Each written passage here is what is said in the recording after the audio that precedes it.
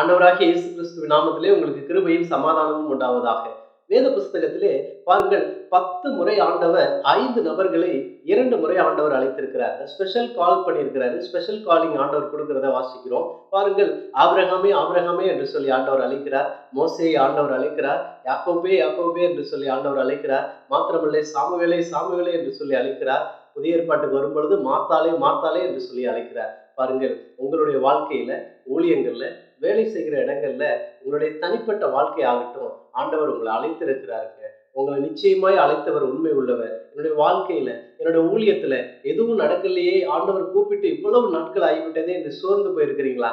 இன்னைக்கு ஆண்டவர் சொல்லுகிறார், நான் உன்னை அழைத்திருக்கிறேன், பெயர் சொல்லி அழைத்திருக்கிறேன். அவருடைய அழைப்பும் கிருபையும் என்றைக்கும் மாறவே மாறாது. பிரியமானவர்களே, உங்களை அழைத்தவர் மரண பிரியந்தம் நடத்துவார். உங்களுக்காக வானத்தின் பல கனிகளை திறந்து இடம் கொள்ளாமல் போகும் மட்டும் கர்த்தர் ஆசீர்வதிக்க வல்லமை உள்ளவராக இருக்கிறார். God bless you.